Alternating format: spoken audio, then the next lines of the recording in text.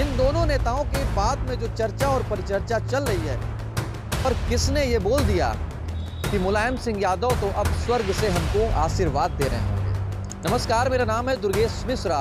हाजिर हूं एक बार फिर से नए मुद्दे के साथ में।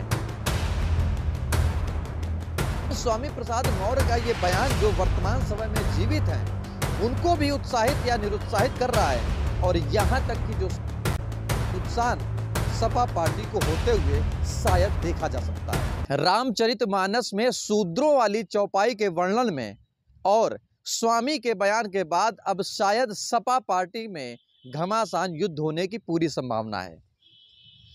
स्वामी प्रसाद मौर्य ने बोला था, उसके बाद उनकी बेटी ने क्या बोला था और बेटी जैसी सपा पार्टी की नेता ने ही क्या बोला है और किसने ये बोल दिया कि मुलायम सिंह यादव तो अब स्वर्ग से हमको आशीर्वाद दे रहे होंगे। नमस्कार, मेरा नाम है दुर्गेश मिश्रा। हाजिर हूं एक बार फिर से नए मुद्दे के साथ में। ये बात किसी से नहीं छिपी है कि स्वामी प्रसाद मौर्य का जो बयान था चौपाइयों को लेकर, यानी कि शूद्र पशु नारी सकल ताड़ना के अधिकारी, ये सभी को पता है। लेकिन इसके बाद जो यूपी की राजनीति में घमासान मचा, वो अब बीजेपी पार्टी अपने आप को भुनाने की कोशिश कर रही है। कैसे? सीधे तौर पर समझे तो बीजेपी ये चाल चलना चाह रही थी, लेकिन उसके सामने अब ऐसा हो गया कि सपा पार्टी के लोग ही आपस में लड़ने लगे हैं। कैसे? एक सपा पार्टी की दिग्गज नेता है जिनका नाम है डॉक्टर रोली तिवारी मिश्रा। बड़ी अच्छी फैन फॉलोइंग है उनकी। उन्होंने सीधे तौर पर चेतावनी अब स्वामी प्रसाद मौर्य को दे दी है। उनका जरा ये ट्वीट पढ़िए। इन्होंने लिखा है कि नेताजी आदरणीय श्री मुलायम सिंह यादव जी स्वामी प्रसाद मौर्य से बेहद घृणा करते थे, क्योंकि उन्होंने बसपा में रहकर कई बार हमारे आदरणीय नेताजी को घोर अपमान और विरोध किया था। आज नेताजी स्वर्ग में प्रसन्न होकर मुझे आशीर्वाद दे रहे होंगे। यानी कि स्वामी प्रसाद मौर्य का ये बयान जो वर्तमान समय में जीवित हैं, उनको भी उत्साहित या निरुत्साहित कर रहा है और यहाँ तक कि जो स्वर्ग में पहुंच चुके मुलायम सिंह यादव नेताजी, उनको भी अब आतुर कर रहा है कुछ सोचने और समझने के लिए। वाकई में स्वामी का जो बयान है वो ये बात को तय करता है कि उनकी बेटी जो इस समय बीजेपी पार्टी में सांसद हैं, उनके ऊपर भी हावी हो गया। कैसे?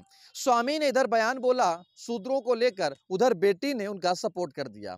जैसे ही बेटी ने यानी कि संघमित्रा मौर्य ने सपोर्ट किया, वैसे ही बीजेपी पार्टी ने संज्ञान ले लिया और संज्ञान लेते ही उनकी बेटी ने पैर पीछे खींच लिए। यानी कि उनका साफ तौर पर यह कहना निकलकर सामने आया कि बीजेपी की विचारधारा के साथ हमारी विचारधारा मिलकर चलेगी और ये बात बीजेपी के आला कमान अधिकारियों ने और लोगों ने भी साफ कर दी थी। लेकिन बात यहाँ नहीं थमी।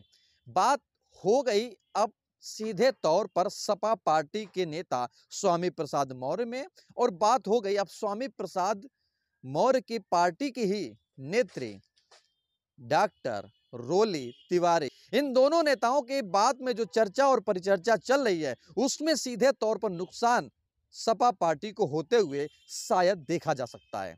लेकिन क्या सपा पार्टी अब 2024 में उस तरीके से स्टैंड कर पाएगी जो पिछले दिनों से कर रही थी? क्या बीजेपी पार्टी का ही मकसद था स्वामी प्रसाद मौर्य को अपनी पार्टी से हटाकर सपा में भेजने का? और क्या राहुल गांधी की यात्रा या राहुल गांधी की पार्टी इन मुद्दों से दूर है? इन सारी बातों का जिक्र देखते रहिए और समझते रहिए। और स्वामी प्रसाद मौर्य का जो बयान है वो वाकई में इन सारे मुद्दों को पीछे छोड़ दिया है, जो देश की राजनीति में यानी कि देश के विकासशील के लिए, बेरोजगारी के लिए, शिक्षा के लिए, स्वास्थ्य के लिए बातें होनी चाहिए थी, इन सारे मुद्दों को पीछे कर दिया है और 2024 के चुनाव में सिर्फ शूद्रों वाली चौपाई को लेकर स्वामी प्रसाद मौर्य आगे बढ़ रहे हैं। क्या ये चौपाई एक भारत का बड़ा नेता तय करेगी जो स्वामी प्रसाद मौर्य अपने आप में देख रहे हैं? हालांकि स्वामी प्रसाद मौर्य को पहले पता था या नहीं था, लेकिन वो बात ये कह रहे हैं कि मैं पिछड़ी जाति का हूं और पिछड़ी जाति के होने के बाद 97% लोग मेरे साथ में हैं। लेकिन हालांकि ये बात अगर आंकड़ों में कही जाए तो 97% बहुत बड़ा आंकड़ा होता है, अगर गिनवा लिया जाए तो बहुत कम निकलेगा। इस वीडियो में इतना ही। अगर आप कुछ जान पाए हो, कुछ जानकारी समझ में आई है, तो वीडियो को लाइक, कमेंट, शेयर ज़रूर करें। और हाँ, कमेंट बॉक्स में ये लिख कर के ज़रूर बताएं कि देश में चर्चा ग्रंथों पर होनी चाहिए, या शूद्रों वाली चौपाई पर होनी चाहिए, या आपके रोजगार पर होनी चाहिए, चिकित्सा पर होनी चाहिए, शिक्षा पर होनी चाहिए, और आपके परिवार में कैसे पालन पोषण हो, कैसे जीवित रहा जाए, इस पर चर्चा होनी चाहिए, या देश के विकासशील मुद्दों पर चर्चा होनी चाहिए। ये बात आप कमेंट बॉक्स में लिखकर जरूर बताएं। और हाँ, आपने चैनल नहीं सब्सक्राइब किया है तो सब्सक्राइब करें और छोटी सी बेल आइकन पर ऑल पर क्लिक जरूर करें। और आप हमारे फेसबुक पेज, ट्विटर पेज और इंस्टाग्राम पेज को भी फॉलो करें। नमस्कार।